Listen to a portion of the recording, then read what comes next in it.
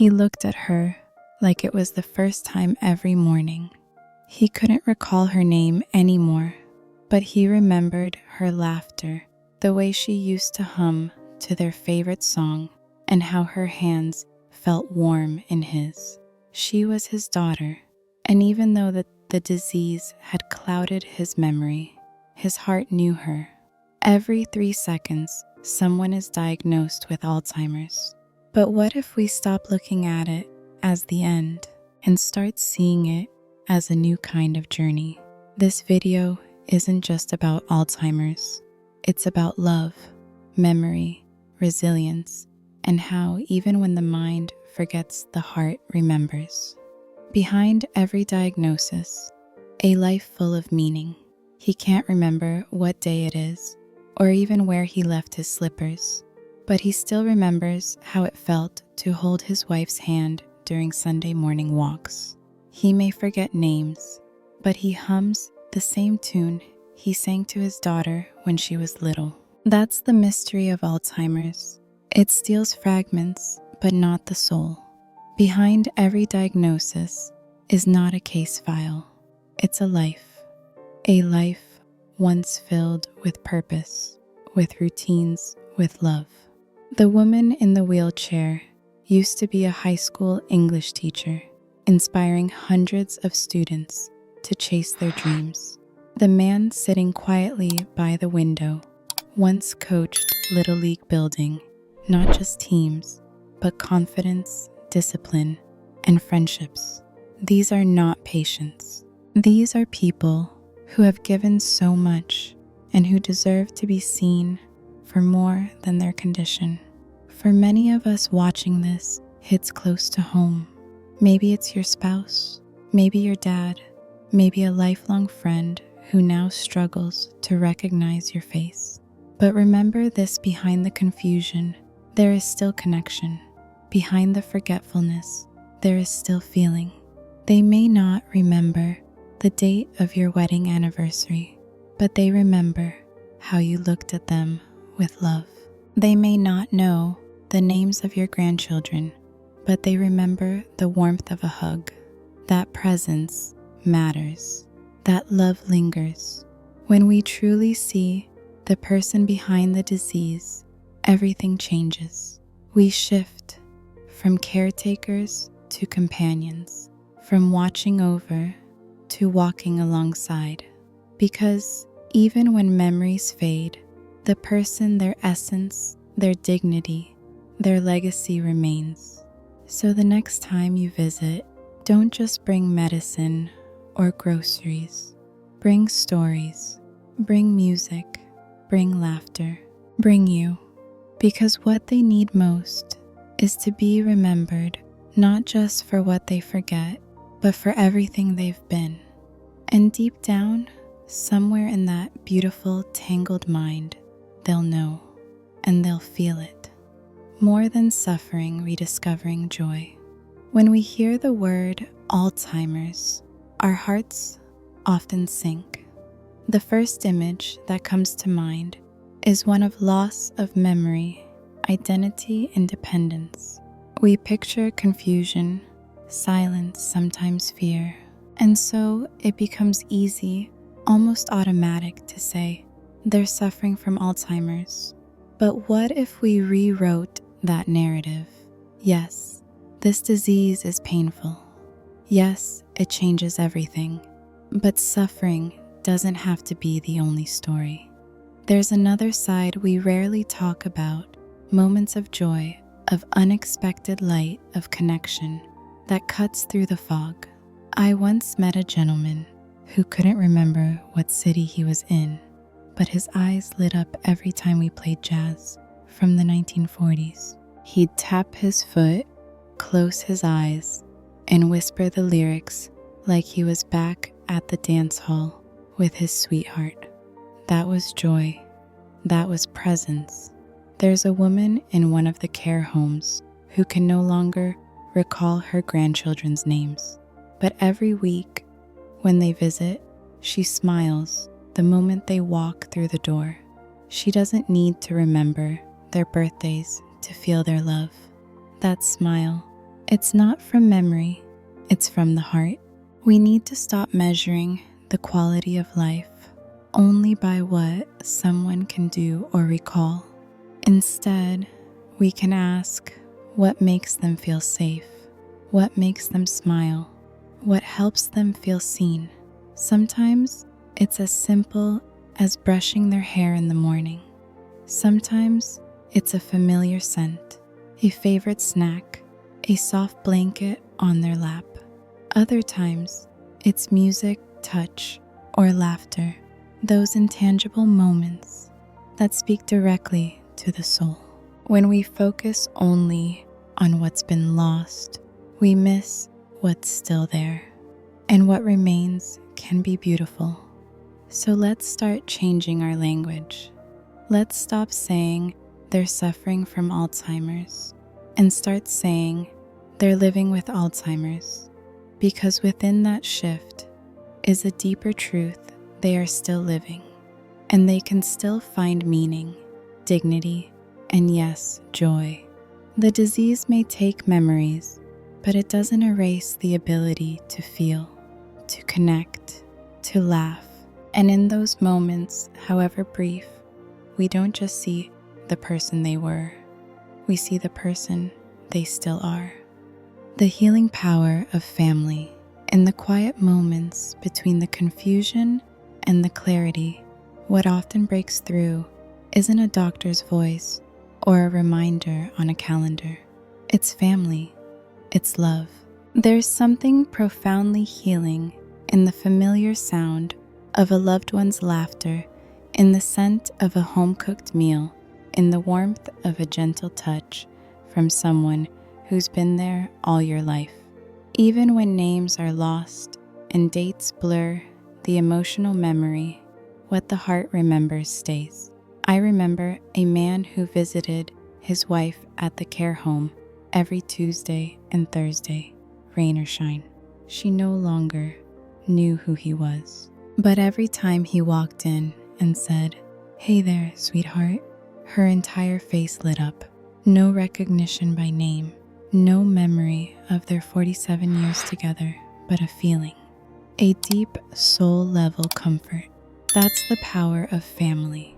Family doesn't always mean blood. It can be a neighbor who checks in every evening, or a best friend who never stopped calling. It's about consistency, about presence. It's about being a safe place for someone whose world is constantly shifting. Even small gestures carry weight. Reading aloud from a favorite childhood book, bringing in an old scarf or a worn-out recipe card, playing a wedding song, or simply sitting in silence, hand in hand. These aren't just acts of kindness. They are acts of remembrance, reminding our loved ones and ourselves that their story still matters.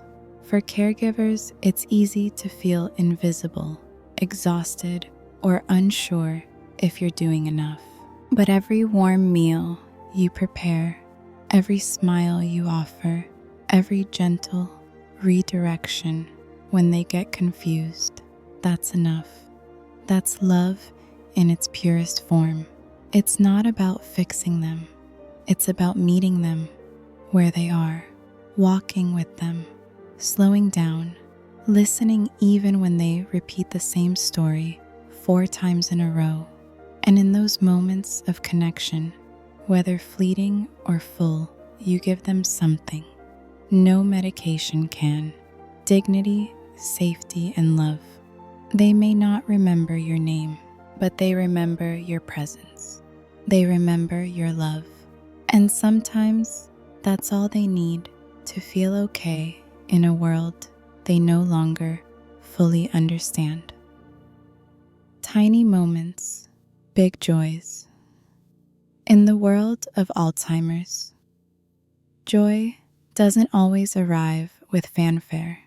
It comes quietly, often in the smallest, most unexpected moments. And yet these moments can be the most powerful of all. One afternoon, I watched a woman hold a soft, fluffy puppy for the first time in years. Her hands trembled, her eyes were glassy, but the moment that pup nestled into her lap, she smiled. Not just a polite smile, but one that came from somewhere deep within. She didn't know the dog's name. She couldn't remember who brought it. But for a few golden minutes, she felt peace. That's joy.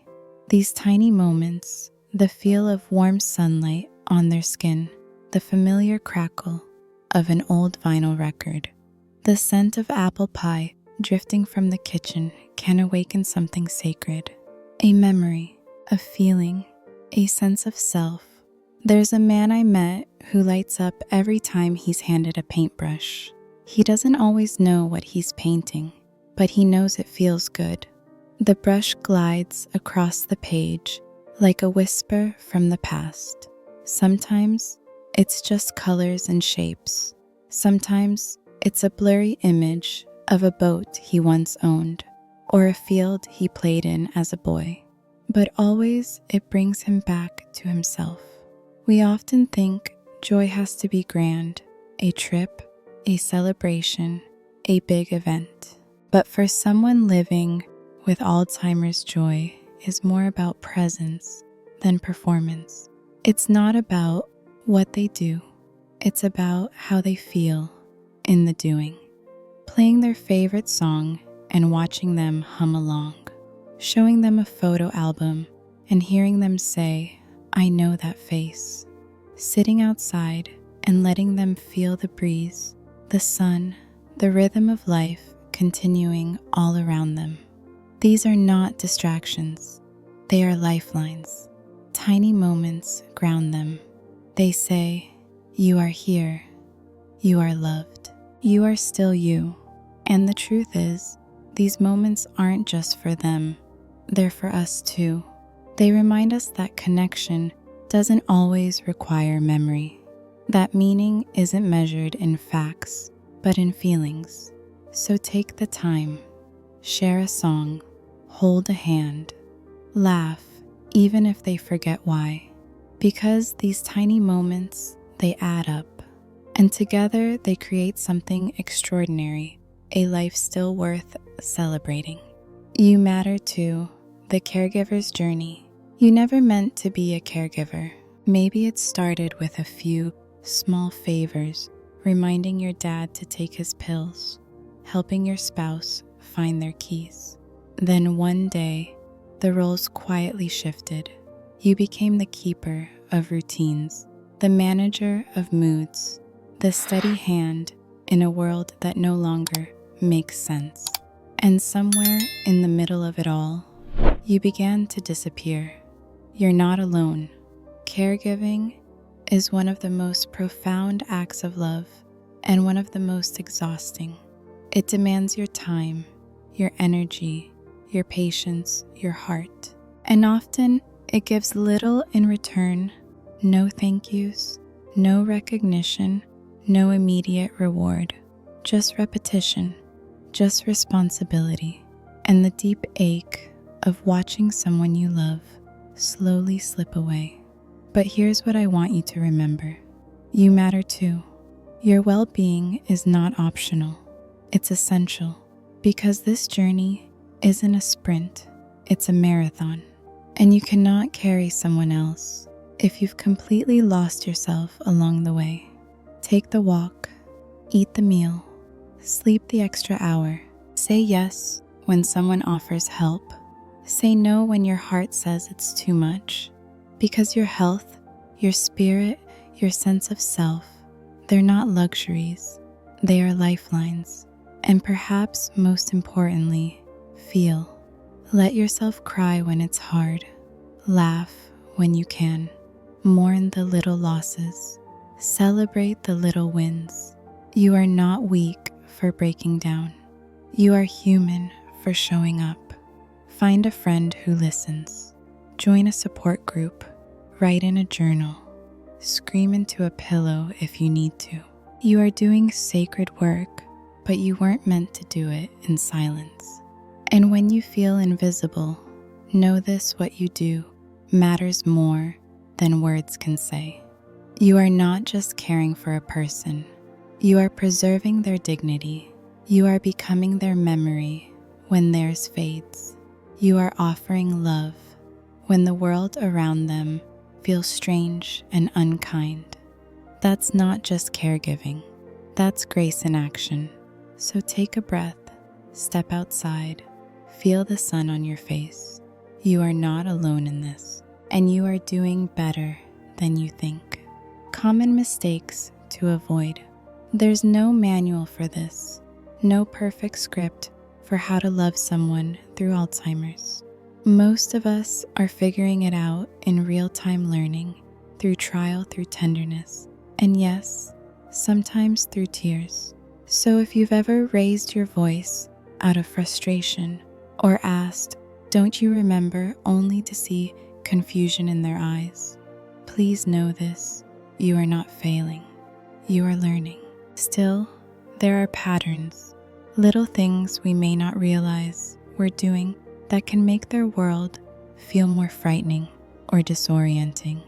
And when we become aware, we can gently adjust, not perfectly, but kindly.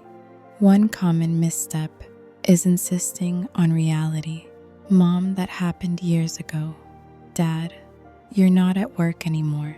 These corrections, though well-intentioned, can deepen confusion.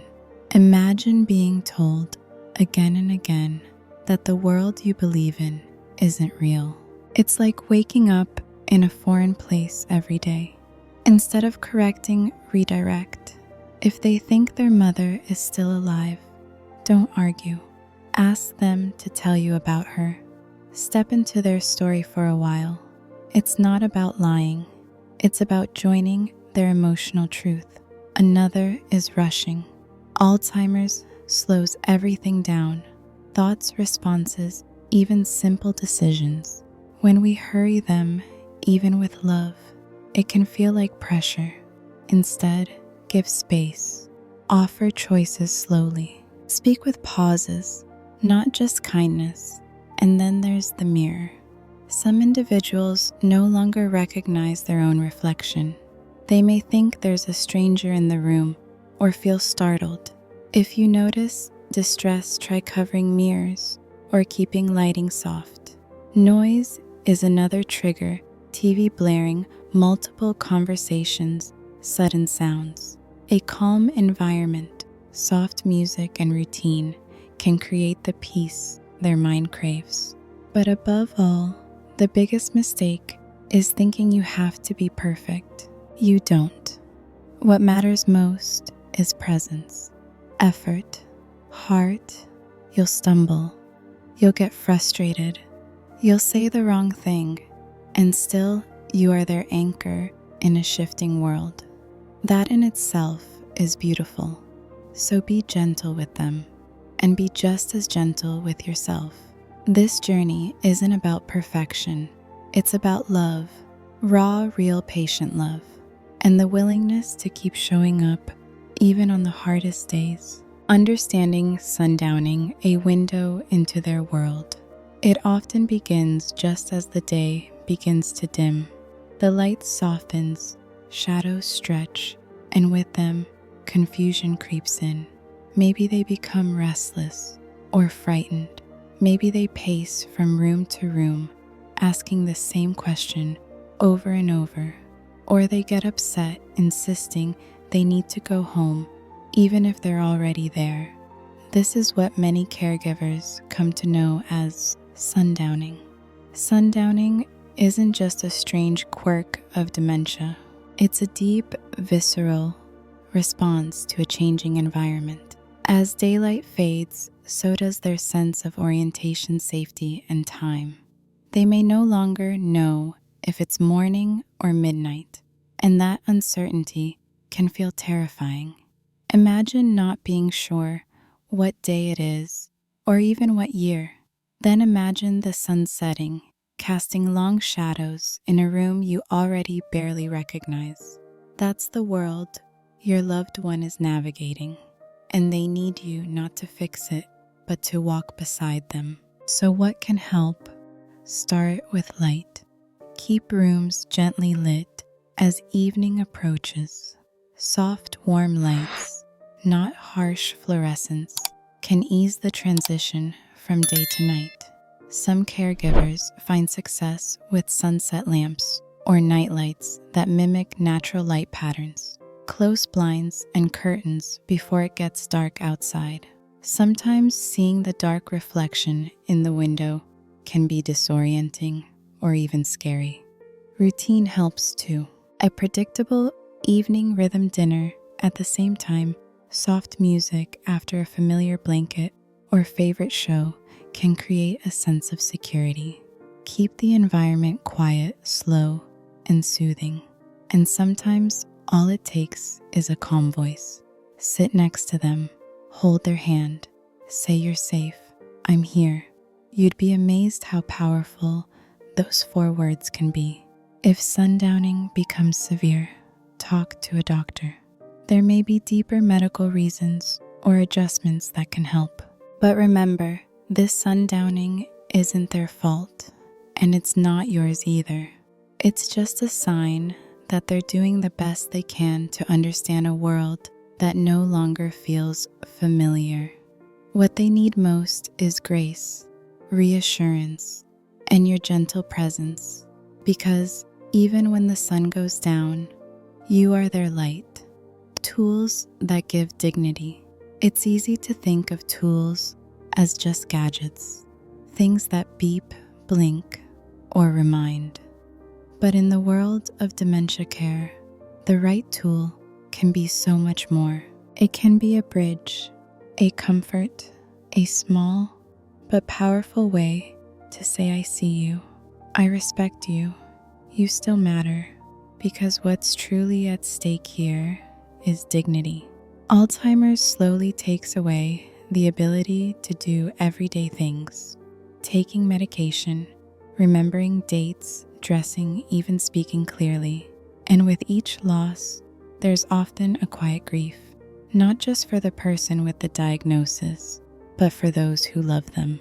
But dignity doesn't have to disappear with memory. It can be preserved in small, thoughtful ways. Take medication reminders, for example.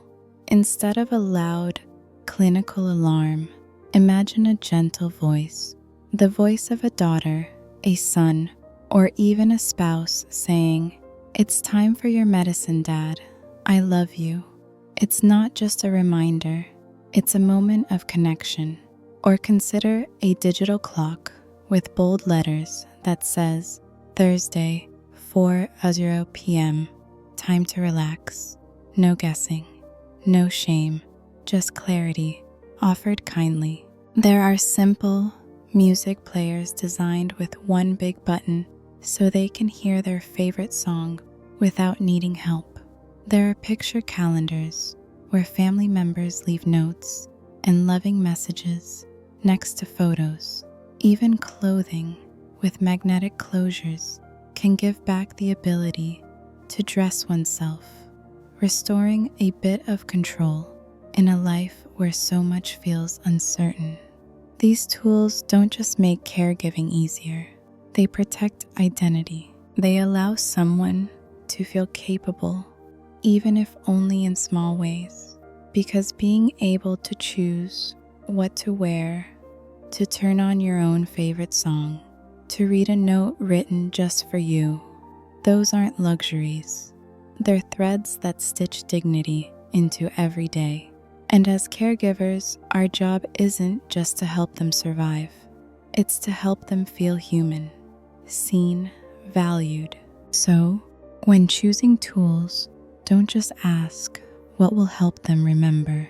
Ask also what will help them feel proud, because the goal isn't just function, it's feeling. And every moment that preserves their sense of self is a moment well spent. Words that ground and comfort. Sometimes, in the middle of the night, they wake up frightened. They don't know where they are. They ask for their mother, or they whisper, "When are we going home?" And in those moments, when fear replaces clarity, words become everything. Not big speeches, not complicated explanations, but simple, loving sentences that reach through the fog and say, "You're safe. You're not alone." I once met a woman who kept a small whiteboard by her father's bedside. Every evening, she'd write, "It's Thursday night. You are in your home. Your daughter is here.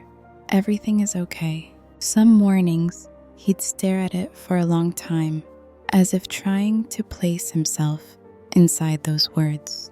And slowly, his shoulders would soften. The panic would fade. That's the power of grounding language. When someone with Alzheimer's becomes disoriented, our natural instinct is to explain, to correct. "No, Dad, your mom passed away years ago. Mom, we're not at the store. We're in the kitchen." But explanations don't always bring peace. In fact, they can add confusion and grief. Instead, try reassurance. "You're safe here. I'm right beside you. I'll stay with you until you feel calm. We'll figure it out together." These are not just phrases. They are emotional anchors. Tone matters just as much as content. A calm, slow, gentle voice, like the kind you'd use to soothe a child after a nightmare, can mean more than the words themselves. It's not about the facts. It's about the feeling those words create. Even pre-written notes placed around the house can work wonders. A note on the bathroom mirror, "It's morning. Brush your teeth and come have breakfast with me." On the fridge, "You are loved. We'll be back soon." These words remind them that life still has structure, that they are part of something, and that they are deeply cared for. Never underestimate the healing power of being spoken to with kindness, even when they no longer have the words to respond. Because while memories may fade, the heart remembers the warmth of love, the safety of reassurance, the sound of someone saying, "You're okay. I've got you." In the end, words don't just communicate, they comfort. And in a world that often feels unfamiliar to them, your voice can be their home. Love is the strongest medicine. There's no pill to bring the memories back, no procedure to make them remember your name, no magic cure to turn back the clock, but there is love. And that, more than anything else, is what makes all the difference. Love is what shows up every morning, even when yesterday was hard. It's what keeps you gently brushing their hair, even if they flinch or forget who you are. It's what steadies your hands when you zip their jacket pack, their lunch, or tie their shoes like they once did for you. Love is in the way you sit quietly beside them when words no longer work, in the way you celebrate the smallest of victories, a bite eaten, a smile returned, a moment of recognition that flickers then fades. You might feel helpless, but you're not. Every hug, every patient breath, every quiet sacrifice, it matters. It says to them, "You are still here, you are still loved, and I will not walk away." Because in the face of forgetting, love remembers. And here's the beautiful truth. Alzheimer's may take memories, but it cannot take connection. It may blur the facts, but it cannot blur the feeling. The human heart doesn't need perfect memory to feel safe or joyful or known. It just needs presence, kindness, a hand to hold. So no, we don't have a cure, but we do have something even more enduring. We have compassion, we have grace, and we have love, the kind that stays when things get hard, the kind that fights every day for dignity, for comfort, for joy. That kind of love is the strongest medicine we have. And as long as we keep offering it, we are not losing the battle. We are lighting the way. Thank you for walking this path with us. If this touched your heart, share your story below. Subscribe, join our community, and remember you are not alone. Because even when memory fades, love remains.